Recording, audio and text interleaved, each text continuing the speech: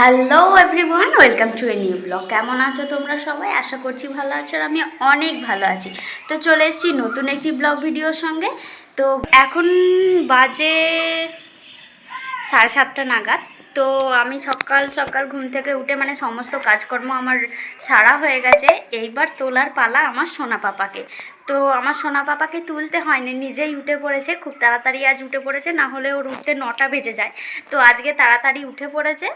তো মশারির ভেতরে ও দেখো টুকি টুকি করছে। তো যাই হোক, ওকে তুলি, ওকে এবার রেডি করি, তারপর তোমাদের সাথে আবার দেখা হচ্ছে।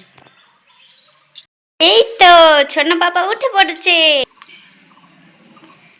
মামা টুকি,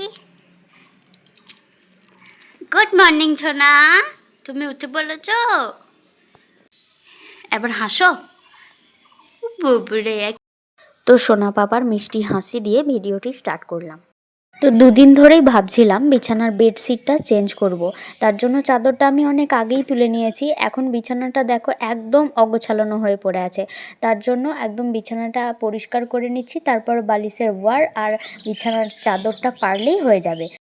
যত খুঁটিনাটি কাজ বের করি তত সময়টা যে কিভাবে পেরিয়ে যায় সেইটাই বুঝতে পারি না। কারণ একলা সংসার যাদের, তারাই একমাত্র বুঝতে পারে যে একলা সংসার যাদের হয় তাদের কাজ ছাড়া অন্যান্য কোনো বিষয়ে সময়টা যেন কাটতেই চায় না। আর এখন তো ভাই সোশ্যাল মিডিয়ার যুগ, এখন একে অপরকে সময় দেওয়ার থেকে বেশি সোশ্যাল মিডিয়াতেই পড়ে থাকে। আর যখন সোশ্যাল মিডিয়া ছিল বাট এতটা পরিমাণে ছিল না, তখন কিন্তু মানুষজন একদম আলাদা ছিল।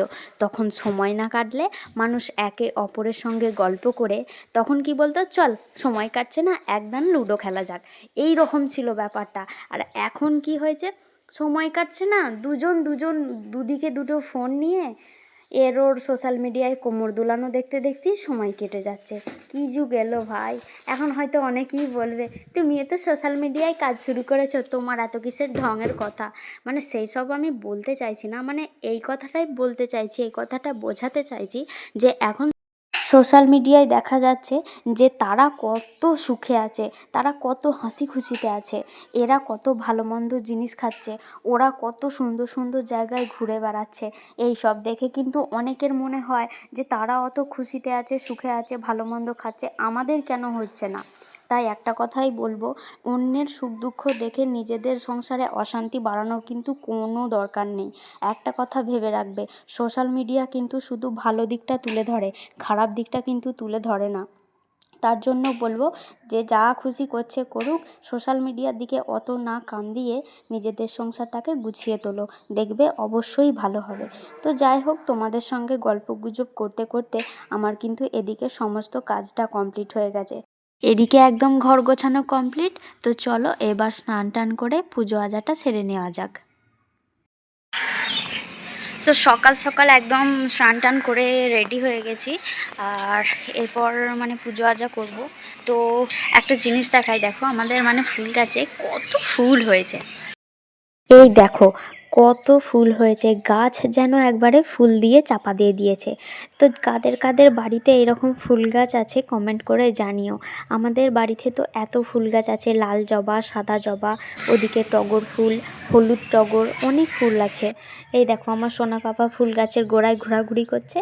আর জানো তো, সব সময় ভাবতাম, সব সময় আগে বলতাম যে এমন একটা বাড়িতে বিয়ে হোক যেন, ঘর বাড়ি যেমনই হোক, বাড়িতে যেন গাছপালা থাকে, বেশি করে ফুল গাছ থাকে, যাতে অন্য জায়গায় ফুল তুলতে যেতে না হয়।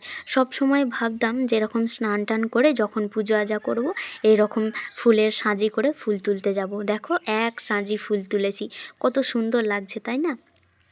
তো তারপর আমি এদিকে পুজো আজা কমপ্লিট করে নিয়েছি, আর এদিকে সোনা পাপাকে নকুলদানা প্রসাদ দেবো না বলেছি বলে সোনা পাপা কান্না করছে, তার জন্য আমার কাছে ছুটে এলো, তারপর ওর প্রসাদটা ও নিয়ে চলে গেল। ওই তো আমার গোপাল, তাই না? দাও। তারপর বিকাল টাইমে একটা মিস্ত্রি এসেছিল, কারণ টিভিটা দুদিন ধরে ভীষণ গন্ডগোল করছিল, তার জন্য টিভির মিস্ত্রি এসেছিল আমাদের সানডিস্ক, তো সেটা সারিয়ে দিল। তো তারপর টিভিটা ঠিকমতো চলতে শুরু করলো। এখানে সোনা পাপা খেলা করছে। আর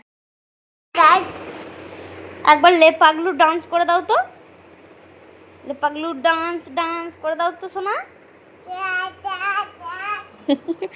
তো ভিডিওটা এই পর্যন্ত। ভালো লাগলে একটা কমেন্ট করে জানাতে ভুলো না আগের যে কথাগুলো বললাম ঠিক না ভুল।